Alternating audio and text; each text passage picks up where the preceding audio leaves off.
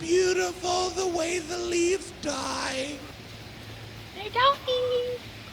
We think it's beautiful. It's the leaves hospice.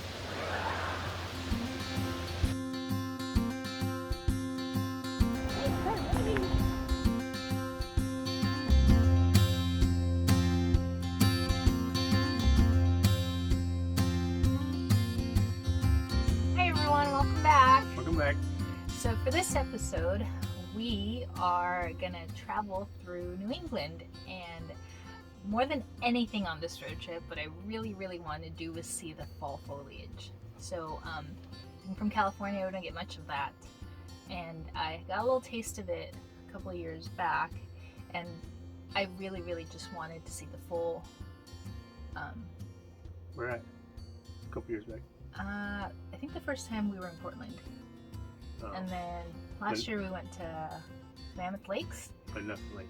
but nothing like New England during the fall. So that was my main goal for this road trip.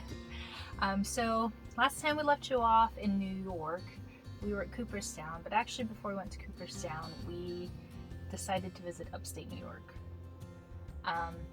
So when people think of New York, they usually think of like the city, Manhattan, Statue of Liberty, but not too many people think of upstate New York, and I've heard that it's like very much an underrated, beautiful place, and I heard there's waterfalls everywhere, and I'm a sucker for waterfalls.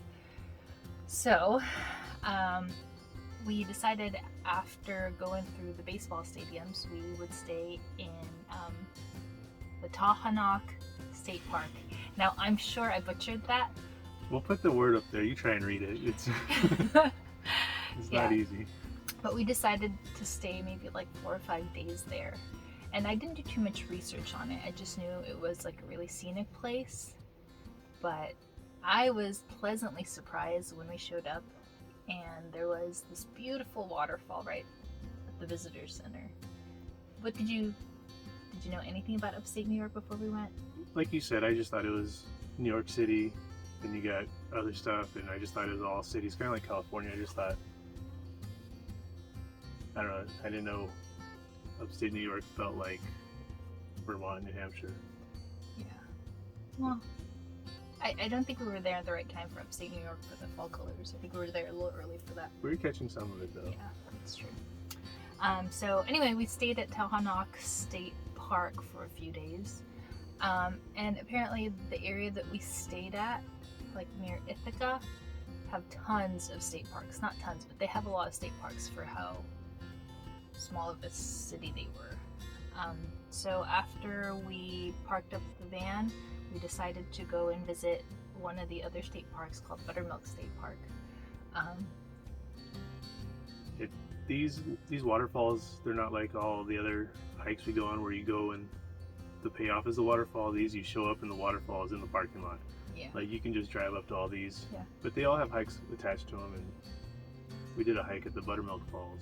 Yeah, I didn't do any research on the Buttermilk Falls. I think I just got like a pamphlet from the campground, and it basically listed a bunch of places, like a bunch of waterfalls to go and see. But to our surprise, Buttermilk Falls was beautiful. I kind of seen something like that in Glacier where it was the gorge. Yeah. But As we hiked up, the waterfall just kept, or the flow of the water just kept coming down between the rocks, and very scenic. yeah, it was beautiful. I was so happy when we were hiking. I mean, I was dying because it was uphill. Yeah, straight up. But like, it was such a pretty place, and I bet it's like so much fun to be at when it's like summertime and the kids are able to like swim in the waterfalls. Not in the waterfalls, but like where the waterfall. In the pools. Yeah, in the pools. I think we also, there's another one where it was like there was a lifeguard tower. Yeah. Next to the waterfalls. I didn't write down the name of that place down. It'll be right there. Yeah, but nobody was swimming it because it's fall and it's cold, but And there's less water. yeah, there was less water. In the spring, it's filled up with water where it's a place to go swimming. Yeah, you can dive off of like the cliff into the pool. If you do that now, or while we were there, you would jump into some rocks. Yeah. So while we were also at upstate New York, there was a couple of places that I wanted to visit. The first one was Women's Rights National Historic Park. It was a cute little museum. It basically talked about, I guess it was a convention that had happened in that area, and a bunch of women in, I want to say it was like in the 1800s. So they basically talked about how the women have fought for their rights, the right to vote, the right to like property. Yeah, it was very informative. But it was just a small little museum, and I think there was a drive that you could do to all the different people's houses, but I don't think we had enough time to do that. So if you're interested, you can do it. And then there was also the Harriet Tubman National Historic Park. That was a really good. Yeah, we were a little late, so we didn't catch the beginning of the story of that. But I wish I knew the guy's name, but the guy working there did a good job telling the story of Harriet Tubman. Yeah, it's very entertaining. Yeah, the Underground Railroad, Mm-hmm. why she bought the property and all that. And there's like a little museum that we were supposed to go to before the talk, and it explains like her time through history or timeline. So that was good. Yeah, for that museum, if you're gonna go, I would suggest looking it up online, because we kind of just went on a whim, and I think they're scheduled tours. Yeah, it's kind of restricted because of COVID right now, and I think they had tours at certain times. We thought we got there on time, but they were already in the middle of the tour. It was totally worth it. Yeah. Okay, anything else from New York? No, but this next part I think is going to be fun. Yeah. So after New York, our next stop was going to be Vermont and New Hampshire. So that's pretty much all I've heard as far as like going and see the fall foliage. Like, it's supposed to be amazing in Vermont, and it's supposed to be amazing in New Hampshire, so that's where we headed. So I know I said in the other video that I hated gypsy guides, but they did have a tour for Vermont. Yeah, this part of the gypsy guides though, it's just one route. It was the Highway 100, so it was a straight route, kind of like Glacier was just one road. Yeah. It's when they have too many things going on at once it was a problem, but this was actually good this time. Yeah, I feel like once I figured out how to use the gypsy guides, then it was worth doing. Yeah. So it took us from, I don't know where we started, from the bottom of Vermont all the way to Stowe. And the gypsy guides had you stop at all these little towns, which are really, really cute. Vermont, there's a law that they're not allowed to have any billboards in this state, which was really strange if you think about it, but they really wanted to preserve like the beautiful nature of Vermont, and they didn't want you to be distracted. And actually I really liked it. It felt really homey, small town. Yeah, along with the billboards, there's no fast food like chains, no big store chains, nothing like that. Yeah, the 100 where I drove through, it was all mom and pop shops. I remember going to a little tiny grocery store, actually they called it a market, and the lady at the register pretty much greeted a bunch of her customers. She knew everyone by name. She knew everyone by name. Except for us. Yeah, they probably looked at us like a bunch of weirdos, but she even knew what the guy was looking for, which was kind of creepy. Like, I want to get to know you, but not that well, to where you know exactly what I buy all the time. So after driving up the 100, I think we ended up in Stowe, and we did a couple of, like, we didn't do sightseeing or anything, did we? You did the gondola ride. Yeah. Did you get some good sights on that So sightseeing? I was super excited because the colors are beautiful. Like, I feel like you have to go see it because the camera doesn't capture all the different colors, and I can't stand that it doesn't capture it, but honestly it's vibrant, more vibrant than anything I'd seen before, because usually when it comes to fall you feel like the warm oranges and yellows, but no, this was I think the beginning of autumn, and so it was a lot more like highlighter yellow, highlighter pink type of color. Anyway, and so I was super excited because Stowe is a ski town, and so they had a gondola. And I was like, oh yeah, I'm super excited to go to the very top of the mountain, take a bunch of photos, and see all the beautiful colors. So I paid like $33 to get on this gondola, and I didn't see anything because the fog had rolled in. And so I went up to the very top, and by the time I got there, it was just wet. Yeah, at that gondola, there's one ticket for one ride. Like, you can only ride it once, and you basically jump on right when you buy the ticket. And the fog was coming in and out, but as soon as Venus got her ticket and got on, it was probably the thickest the whole time. Yeah.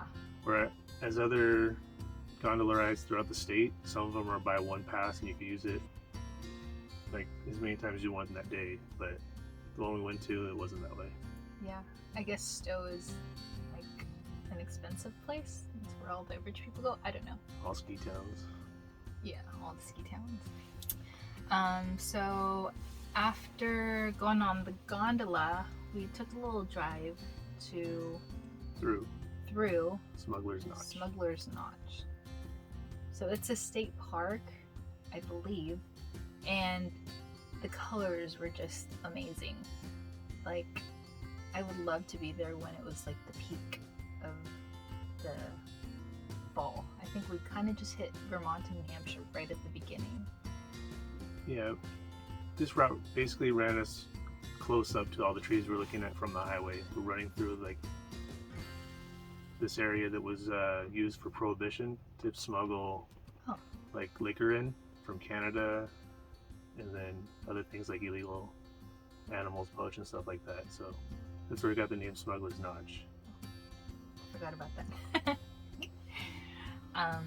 So also where we stayed in Vermont, Kory was super excited to go and see like Ben and Jerry's ice cream shop because they're from Vermont, and so one of the days we were just like, let's go get some Ben and Jerry's ice cream. It wasn't just one of the days let's go get it. It was on the itinerary from day one, I think. Oh, for you. Yeah, so there's a 2-hour wait just to get ice cream there. So if you're going for the ice cream, just go to the store. If you're going for the experience, and it was fun. Yeah, I had heard from like some of the people in line that the line wasn't always that long, but for some reason on that specific day it was ridiculous. And a part of me wanted to just be like, I'm not gonna wait that long. We can get Ben and Jerry's ice cream somewhere. But like Kory said, it's the experience, right? Yeah. So as we waited, we took turns going to the flavor graveyard. So we saw the flavors that have gone through and passed. Been retired. Actually, I saw the cannoli. I saw it in the store the other day. Yeah, I did too. So some of the dead flavors are, I guess, zombie flavors because they come back. Was the ice cream good? It's the same as in the store. Yeah. So that was Vermont.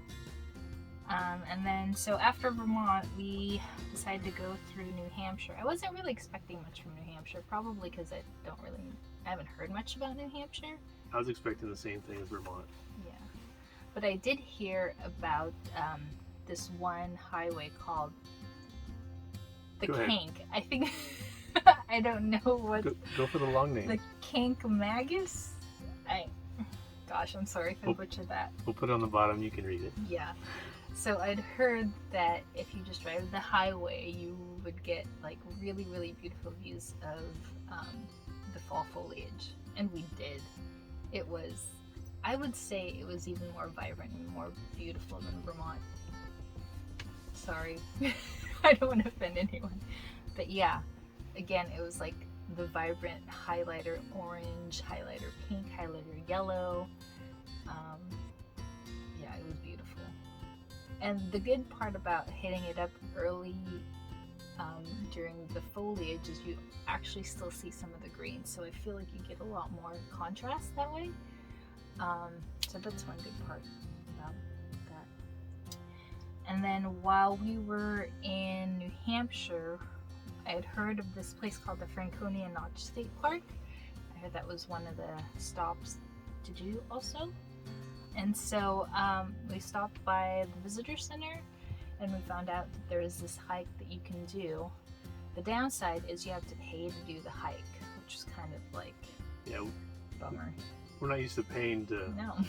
especially it wasn't like $2 or $3 or anything. It was No, it was like $18 per person. yeah. And so I was like, well, I guess we're here, we might as well pay for it. And the hike was called the Flume Gorge. Was that worth it to you? Throughout this trip through this part of the U.S., I started noticing mushrooms everywhere we're going. So on that hike, I was introduced to a variety of different mushrooms, and it piqued my interest. So I think they told me the hike was going to take like an hour and a half. But with all the mushroom hunting that Kory was doing, I think we were there for like 3 hours or something ridiculous like that. But the hike itself was really pretty too.